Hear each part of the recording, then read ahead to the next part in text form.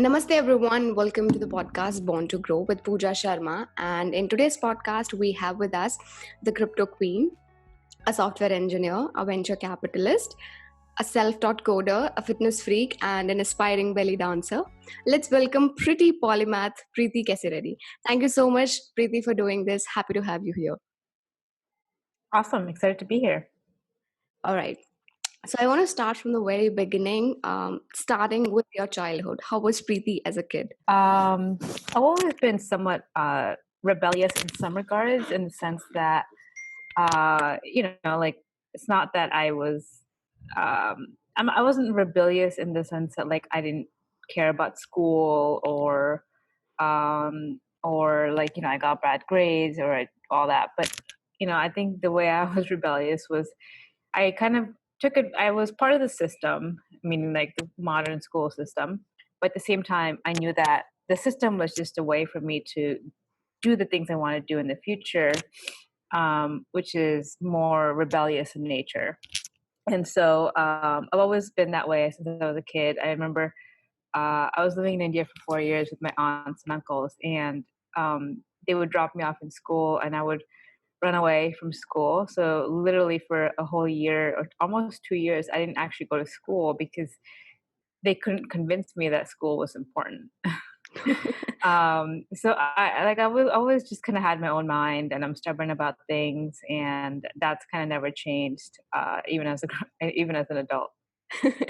Okay, so tell us about your time spent in India and why you finally decided to move to America, or was it the elders in the house decided that you should move to America?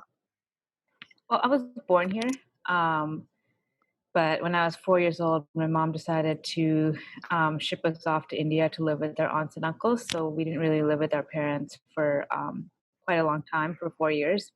Okay. So yeah, it was not a choice. It was just something that we just had to do, and so we lived there for 4 years. And then finally, when I was around 8 years old, I came back to the U.S. Oh, okay. Let's talk about the female minority in the field of programming. You also wrote a post on LinkedIn and Medium which was titled as "Don't Become a Programmer Like Me." I did write a post about where right on Quora, I read someone else's post where that person said they were trying to tell their dad that they're going to go into programming, and the dad was a little bit concerned that programming is a male-dominated field, and so like he was concerned whether she would feel like she fits in and so forth. And I wrote a post explaining how I think like yes, female are definitely the minority in programming, but like I think that's actually in some ways an advantage, because you can take advantage of the fact that you have a different point of view, and that you're biologically different. You probably bring different things to the table in addition to the core skills. So I forget honestly exactly what I wrote in that post. It was so long ago. That was like 2015 probably. Yes. But basically, I think the underlying point was that, like, if you're good at it and if you enjoy it, the gender doesn't really matter. Yeah, absolutely. And even I tweet a lot about this perspective every now and then, that your parents want you to play safe because they're afraid that, things will go haywire, or maybe you'll fail. But in the end, we need to realize that we don't have to listen to our parents all the time, right? Yeah, I would say actually, yeah, it's actually important to just be very individual. Like, I mean, if I did what my parents asked me to do, I would probably be, still in med school, graduating, and like, in probably $300,000 of debt, and like married to some Indian or something, and living in India and having children. Like, it's a different lifestyle, right? Yeah. So you have to figure out who you are, and that takes a lot of work of figuring out who you authentically are, and use your 20s and early years to figure that out, and then live the life that you want to live. Awesome. So, Preeti, in India, the adults say to their kids things like life may settle on it, which means that you have to settle in life, get a job or start a business maybe, and keep doing it for the rest of your life, get married, have kids, etc. So I want to bring your attention to this word settle, um, which means to put yourself in a comfortable position. And Yeah. then I'll look at you, uh, uh, a person who is constantly hustling, learning, from being a systems engineer to a software engineer, from being a coder to a crypto geek, from strength training to belly dancing. I've always seen you learning. It's like I can't imagine a time when Preethi is not learning. And I really look up to you, look up to this learner side of yours. It really inspires me. Why are you such a big fan of learning? Yeah, I think it's not. It's just that I've always been just naturally curious, I guess. And um, if I'm not learning something, then I feel very static, and I feel like there's a desire in me to always be growing and learning and growing, and the way to do that is by learning. So that's one reason I learn. It's just like you're curious about the world. You want to figure out how the world works. You want to be a better person, so you keep learning about it. And and some people stick to one field and they get really really really deep in it. And if you look at me, I've kind of took a different approach to my career, where I've kind of been a little bit more of a generalist, mostly because I I kind of want to see what's out there. Like I want to know almost like everything, right? Like slowly, not everything, but like I want to know as much as I can. And so I've taken a more like broader approach. But the other reason I learn a lot is because I enjoy writing, and in order to write well, you have to obviously learn and teach. And so that's another reason I learn. Um, and lastly, I think like we live in an age where we're honestly very privileged with the amount of information that we have online and the access to resources that we have. Like we don't have to go to a library and like figure out how to get a book just to learn a topic. You can just Google it and it's right in front of you. So to be honest, there's no excuses for why you can't learn about anything that you want to learn about. What would you advise to people who are trying to learn a new skill? Yeah, it's a good question. I mean, it depends. It really depends on the skill. Um, but if you're speaking of a technical skill, then you know the resources online are infinite. Like you can just Google that. There's so many courses. There's online courses. There's online boot camps. I would just say spend like a week just figuring out what are all the resources that you can start to learn from. Start there, and as you learn, and as you get comfortable in the topic, then you're not as intimidated, and so you're able to figure out what to learn next. And then you kind of keep going down that rabbit hole, and let the internet guide you, and let your kind of curiosity guide you. And then if it's a more soft skill or physical skill or something, obviously there's different ways to learn that. And, Googling how to weight train, for example, you can learn a lot actually online, but at the end of the day, the best way to learn a physical skill is to go do it and like hire a trainer or just do it on your own. So it really depends on the skill. So, you mentioned about writing. How did you explore your interest for writing, and how old were you? Yeah. So my first blog post, I think, was when I was like 20 or 25. So no, I wasn't like super young. When I was young, I actually hated writing. I hated reading. I hated writing. So it's really strange for me to start liking writing. But it was just like I remember when I was getting into computer programming, and uh, I remember like one of the things advice I heard was like if you want to like get acknowledged in the field and build your resume up, a good way to do that is to write, especially if you don't have experience in coding. Writing can help bootstrap your resume basically. And so I was like, oh, that's a good idea. So I there's various programmers that I looked up to, and their blogs. I really looked up to their blogs. And I was like, I want to blog like that one day. And I remember like, it was my dream to have a really cool blog. And so I wrote my first blog post, and then that went viral. And then I was like, okay, so I guess like I need to write more. And so honestly, it was the feedback that I got from the audience that was so strong. And I was like, and then that's when I knew that like there's something here. There's something I'm really good at. I'm clearly I'm really good at this, and it's not like I was spending like months writing a blog post. I would probably spend a week or less. Like, and I was working full time too. So um, and I would have other people reach out to me and say like, you're gifted at this. Like, keep doing it, keep writing. And that's when I knew that like, okay, maybe this is something that I want to keep doing for the rest of my life. Of course, I've taken many, many breaks from writing because I was either busy working or building my company.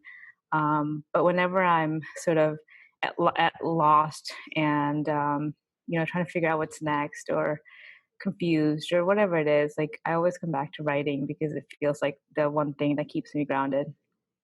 Did you have this realization, oh my God, why I wasn't doing this before, when you actually realized? No, I think like, you change as you get older. Like I don't like to look back in the past and be like have regrets. When I was young, I just value different things. If I had any free time, I preferred like playing outside or, doing more physical things, I think when I was young. Um, and so I didn't find writing that interesting, but yeah, as I got older, I really enjoyed it. And I think like, um, like frankly, I think the reason I'm a good writer is mostly because I'm an introvert, and not that introverts are good writers by default, but I'm an introvert and I'm naturally in my head a lot and I'm thinking a lot. So I think what makes me a good writer is that like, by the time my pen hits the paper, it's like my thoughts are pretty articulate and I've thought about my thoughts because I'm kind of honestly quite thinking about them all the time. And so when you have clear thoughts, your writing is also very clear. Yeah, I can resonate with you on this, the introvert part, because I'm also an introvert and I'm also in my head most of the times.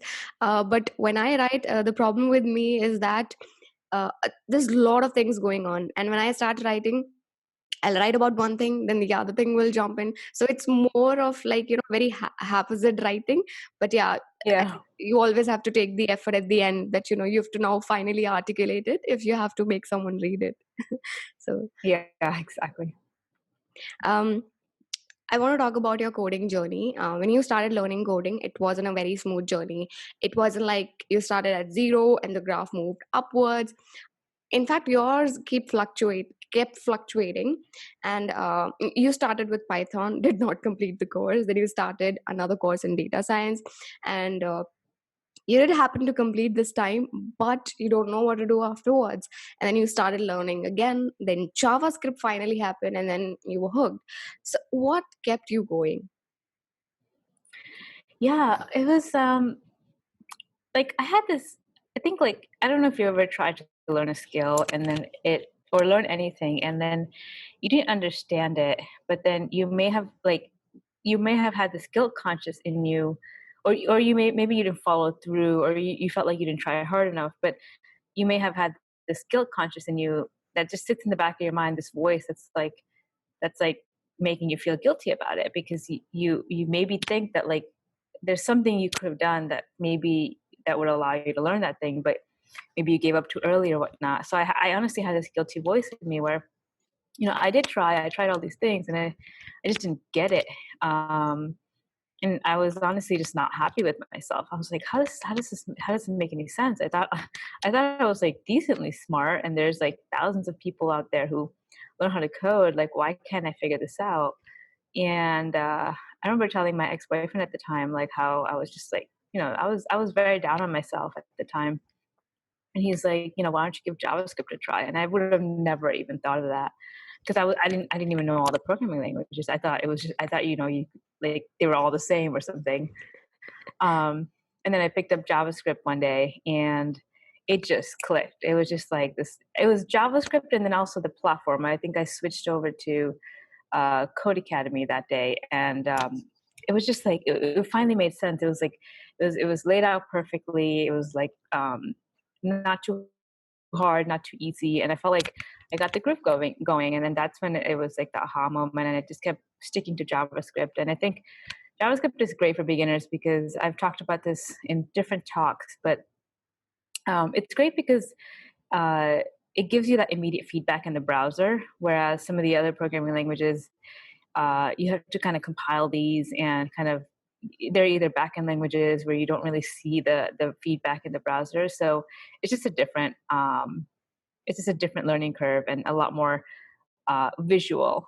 So I think like when you teach kids stuff, like it's more visual, I think they enjoy it more. So people, in most of the cases when people are learning a new skill, after a few attempts they give up, like they realize that, nah, this is not for me. And but not in your case, you kept going back to it, and you never completely shunned the idea that I'm never going to learn coding again. So what advice would you give to people who are in a similar situation as you were a few years ago? Like, okay, there's some people where coding is, it's just not for them, right? Like it's in the sense that maybe they don't think analytically and they're at a disadvantage in coding, but they're probably good at other things that coders are not good at. So if you just don't have the innate ability or desire, or you don't enjoy thinking analytically, then are you really going to spend 8 hours a day working at a job where you're required to think analytically? So if you fall under that bucket, I'd say coding is not for everyone. So go figure out something else that you're really good at and do that. But if you do enjoy thinking analytically, for example, if you enjoy math and more hard sciences and stuff, and you're still having a hard time learning programming, I would say it's probably the approach that's not working for you, because and there's so many options to learn. So and I think like everyone learns differently. So I noticed that, for example, people think I'm actually a fast learner, but I'm actually a slow learner. It's just that I put in the time and the reps. And I'm kind of dedicated to my art. When I want to learn something, I really just dive in. So you need to just be the same, where you need to like go and just try, figure out different resources. If one thing doesn't make sense, then go find another resource. Don't just give up at the first one. Because, all of these resources are written by people like you and me. And so if their teaching style is not working for you, it doesn't mean that you're dumb or you can't learn it. It just means that their teaching style is not working for you. So go find another resource and learn from there. Absolutely. I've also started learning about blockchain on Code Academy, and I've also subscribed to the course that you are coming out on cryptocurrency. So I'm really looking forward to that. Um, Awesome. you founded Trustory, which was a platform for users to research and validate claims that that people make online, whether it's a blog post or white paper or website. But you had to shut it down. And I read your post on Medium. So, how did it feel like when you had this realization that now you will have to shut it down, and the very idea that you nurtured for years is finally coming to an end? Yeah, I mean, it was at the time. I was like, when it happened, it sucked for sure. But um, I think like in the heat of things, it was just like this made sense. So I was able to kind of get over it over the course of a month or two. Obviously, it was not fun to let go of my employees and shut down operations. But since we all believed that this was the right thing, um, and in the end, it's like no one wants to waste their time doing something they feel is better spent elsewhere, in the sense that we just felt like we could keep doing this and it's fun, it's great. But like reality is the market for crypto for something like this just doesn't exist today. Like what existed back then or even today is, very much like infrastructure apps or developer tools, or now you're seeing DeFi stuff. But something as kind of forward thinking as what we were trying to do just was not possible. So it's like why not spend our time and energy building something that makes sense today, and then maybe come back to this idea later and open source it and stuff. So in that sense, we I think we all took it pretty well.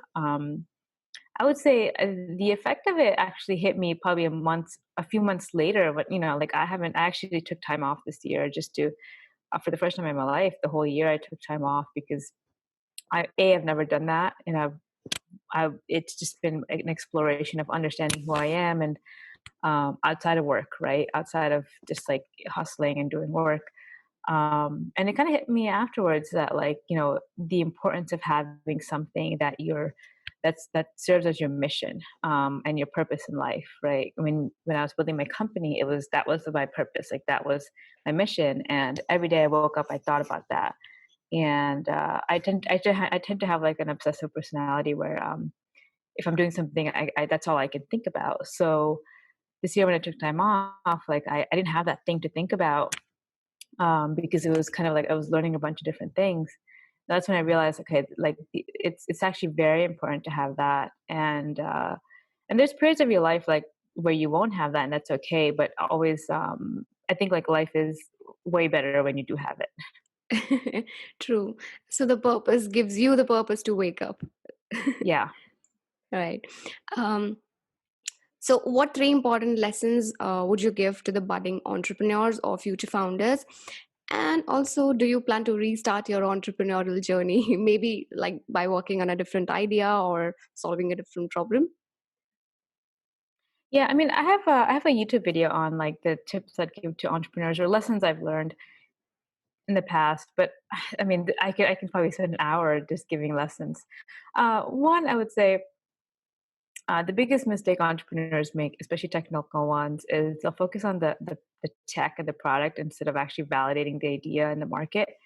And you can waste a lot of time building something that no one wants. And so I would say spend as little time as possible in the early days getting an MVP out, and spend as much as time as possible actually testing out whether this product is actually useful in the market.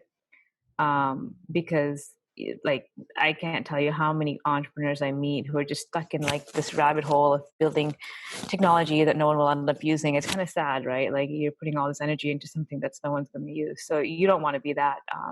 Test as soon as possible, get as much market feedback as possible, iterate, iterate, iterate. The other thing is, speed matters in the early days. So the first 6 months or 1 year of your startup, you should be shipping code all the time, because because shipping code is just like a metric to show how quickly you're able to iterate on the company and so forth. So, I would say, ship fast, and just get stuff out there so you can test with users.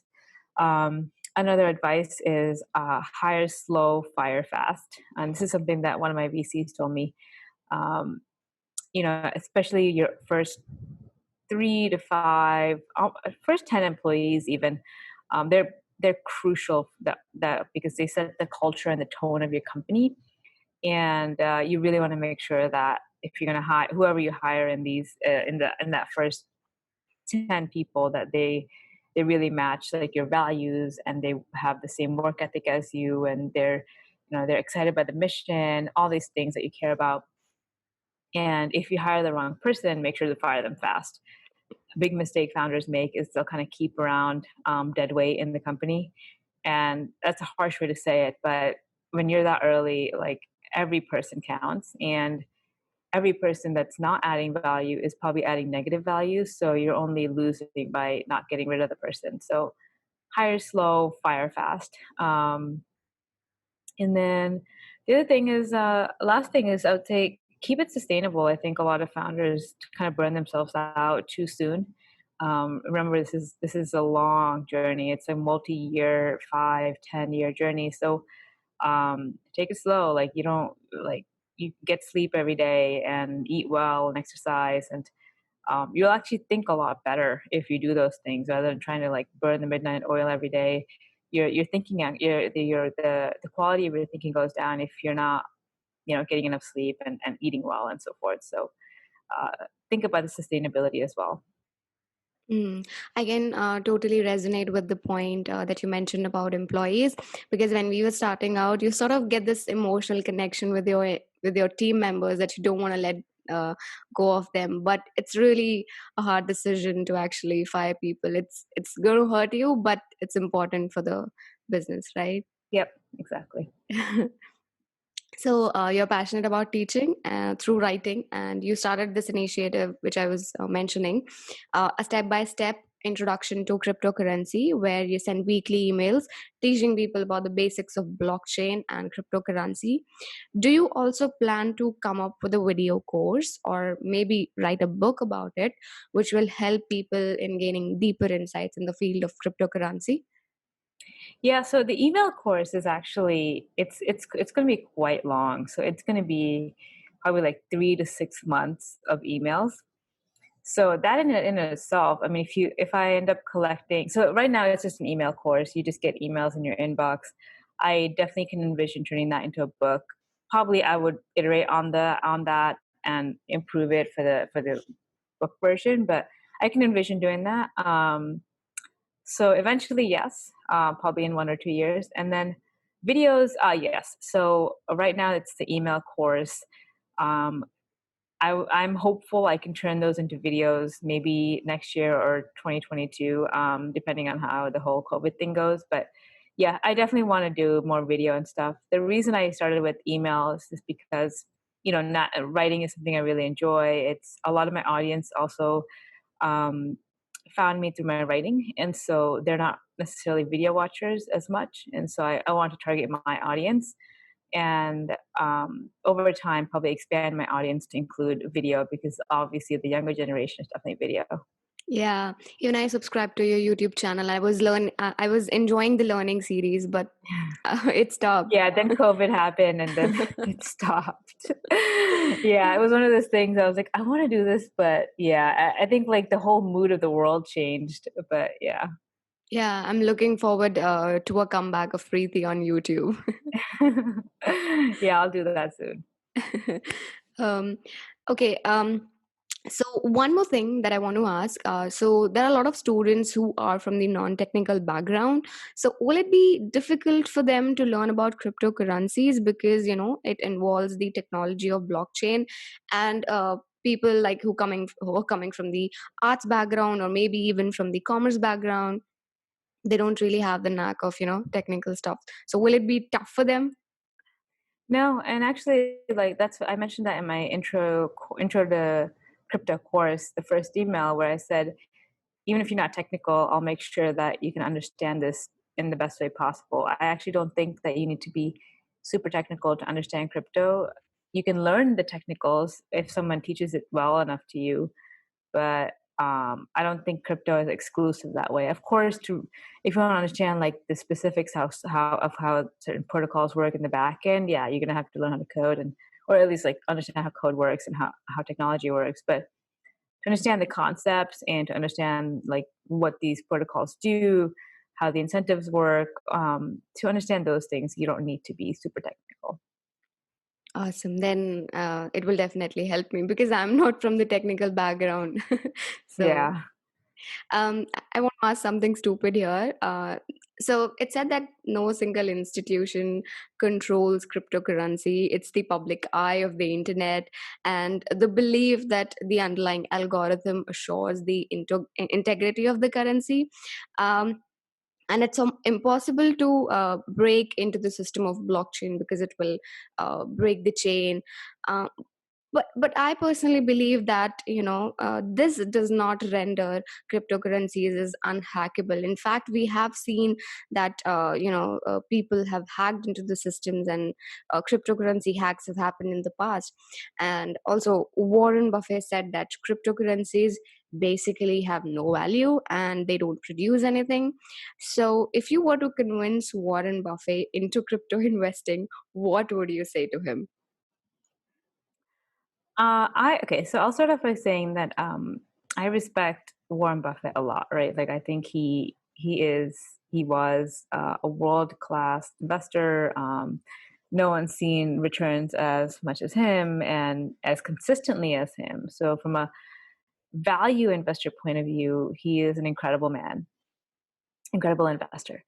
Um, but I think like how a value investor understands companies and assets is very different from what crypto is trying to do.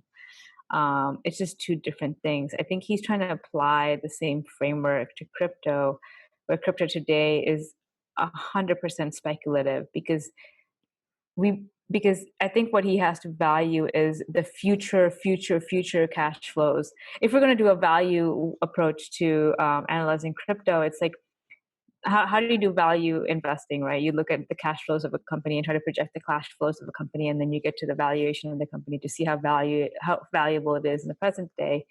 But crypto doesn't have like cash flows, like so he doesn't really understand how these protocols actually work. He doesn't really understand that these are networks and these are not necessarily businesses. These are not private businesses, right? Um, and so historically, even he wasn't even an investor in tech. So, and tech has been obviously incredibly valuable in the stock market. So, um, just to be totally honest, I don't think his opinion is that relevant for crypto. He's just a different generation of investor. And so I don't even think we need to convince him. And like convincing Buffett isn't going to really make a difference for whether crypto works or not, right? In fact, like we probably don't want all these crazy wealthy individuals to be the investors in crypto either. We want it to be more democratized. So why do we need Warren Buffett to approve of crypto? Like we should all approve of it ourselves, right? Yeah, definitely. In fact, I believe if Warren was younger, then maybe he would have been, it would have been easier to convince him into it. And I mean, obviously, there's no need to convince him, but yeah, I think he's 90, man. I mean, obviously, he's not looking for any change. So Yeah, that's also one of exactly. the factors. Um, Yep. so this is one of the questions that I got on my Twitter handle, that given the high volatile nature of Bitcoin and other cryptos, would you suggest going long on a Bitcoin for a moderate risk taker? Yes. I don't. There's no other way to answer this. I mean, like Bitcoin can only go one way at this point. I think like I think like if you asked like 3 years ago, can you go to zero? I would say yeah, there's a chance. But I think we're at a point where the chances of it going to zero are almost like negligible. So in the long enough time horizon, it can only go one way. Of course, there can be dips. Is this the highest price it's going to see? No. Sorry. Is this the highest price it's going to see in the short term? Probably, because there's going to be dips. There's going to be bear markets. But if you're thinking of a long time horizon, like 5, 10, even 20, 30 years, then yeah, it can only go one way, which is up. Hmm. So my audience is largely from India, and they're all curious to know about the future of cryptocurrency in India. What are your 2 cents on the same, and how long before Bitcoin becomes an acceptable form of payment in India? Yeah, I mean, like, how long before crypto becomes valuable? I think this decade will know, because COVID really, this has been a great catalyst for the world to actually build what the future will look like.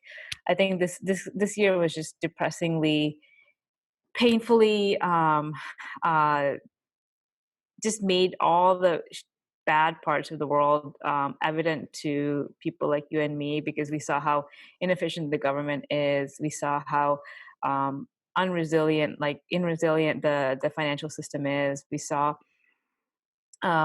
like basically how governments can print money. At least the U.S. government can print money anytime they want. You saw how people are basically getting scared and they're moving all their assets to stock markets. And so people are starting to realize that the curtains are being pulled out back, and people are starting to realize that the foundation that a lot of these things are built on, like our financial and economic systems, are not very resilient. And so crypto is an obvious alternative that allows us to kind of almost create like a complete counter movement to the traditional finance. So it's like the pendulum is swinging this way to crypto, but in reality, I think it's going to end up like somewhere in the middle, where we take what we learned from traditional finance and then the principles of crypto and kind of create something in the middle, where it's like a merger of the two. So how long that takes, I mean, I'd be a prophet if I can guess that. I would just say like, it's going to be sometime later this decade that like a lot of this stuff comes into place. But like crypto is a long game, even 100 years from now, you can imagine like things still being built. I mean, even our modern financial system, how old is it? It's a little over 100 years old. So at least in the US. So things take a long time to get built and iterated on and so forth. So we'll see. And in terms of, what was the second question? Oh yeah. What was the second question? You said, future of Um, BTC in India, right? yes, yeah, Yeah. of cryptocurrency, future of Cryptocurrency cryptocurrency in India. in India. Yeah, so I've actually done some research about this. I know crypto is growing in India quite a lot, and it's still small compared to the rest of the world in terms of volume, but in terms of like the actual growth rate, it's pretty good. Um, I think uh, India will definitely create its own the Indian government will definitely create its own digital currency. It's just a matter of time. I know they're looking at China to understand how they're doing their CBDC to figure out how India should do it. So digital currencies will be a thing. Whether decentralized cryptocurrencies will be used prolifically in India, I think that'll be an interesting thing to watch because, for example, one use case I can see crypto serving is remittances. Hmm. Um, but if India, for example, and all the other countries around the world end up creating their own central bank digital currencies, then you can argue that maybe crypto doesn't really serve a purpose there because then remittances get a lot cheaper by the cryptos that the central banks are giving out. So this is something I'm still trying to figure out, like where in India specifically could crypto be useful? Because the interesting thing about India is the payment infrastructure there is world class. It's better than the payment infrastructure in the U.S. With UPI and Paytm and all these things. And so, payments is not a valid use case for crypto in India because payments in India today is so good. Um, so the only reason that people would switch to crypto is if they believe that these centralized payment solutions are censoring them or whatnot. And to me, it seems like Indians are actually quite trusting of the government. So I don't see that sentiment happening. So yeah, I don't know what exactly the use cases for crypto in India are. I think entrepreneurs in India today will have to figure that out by just running experiments. Absolutely. So long way to go, listeners. Yeah. All right. So I came across this initiative of yours, which you name it as Inner Circle, where people can talk about crypto, health, finance, and I joined it a couple of days ago. so, so people who are looking forward to join this group, how can they get the best out of it, and what exactly they should look forward when they join the group? Yeah, did you mean the inner circle or the women's circle or the Discord Uh, community? Discord's community, Okay. aren't these the Yeah. same? No, they're two different things. So Oh. I have two different communities. One is the private women's only community, and this is a very small one. It's only 20 or 25 people in there, and it's just for women, and where we talk about very women specific things. So if you're a woman in tech, obviously having female friends is not really a thing. Because most people are male, and so I just created a community for basically women in like STEM fields who want to talk to other women about things like femininity, dating, marriage, kids, like just things that you think about as a female. But if you're career oriented as well. The Discord community is a much larger community. It's about 80, it's about 90 people now. And this is a place where we talk about sort of investing, tech, and politics. And it's basically like my private community. So I'm in there all the time. So if you want access to me 24/7, join this community. And we have really fun debates about different things happening, different current events. The future of tech is something we talk about a lot. We also talk about the current atmosphere. So Silicon Valley, whether we think what the future of Silicon Valley is, whether we think Silicon Valley is going to die. If it does, like what are the future versions of Silicon Valley that will exist around the world? So we have like all these really interesting conversations. And then the other thing that we do is that we pick a stock or a crypto token, or any kind of asset class to analyze each week. And then we just like decide whether it's a good asset class to buy, sell, or hold. So, for example, in the past weeks, we've done like Nvidia, we did Airbnb, we did Tesla, we did American Airlines. This week, we're doing a crypto token called Aave. So it's just a way for you to come in and then hear different people's perspectives about these asset classes, and learn together by debating whether they're good assets to buy or sell. Yeah, so you get to do these tasks also, which are going to provide you that required mental stimulation. And obviously, being surrounded by like-minded people can be a blessing. So you can connect with people on a deeper level. Yeah, exactly. So I think this is going to be my last question, and it's a very serious question. Um, the question is, why do you keep losing your AirPods? Yeah, that's a good question. I mean, like, I was traveling a lot this year, and when you like go to the bathroom in the airport and you put something down. I probably lost my AirPods twice that way, where I went to the bathroom and then I don't know where they went. Um, that's a thing. Like, I forgot to like what enable like find my AirPods, Find and my yeah, AirPods. in my iPhone, and then I tweeted that, and someone's like, there's this functionality called Find Your AirPods. So I was like, oh great, like I learned this like 3 AirPods later. But I just got the Pro, so I actually don't like them as much as the originals.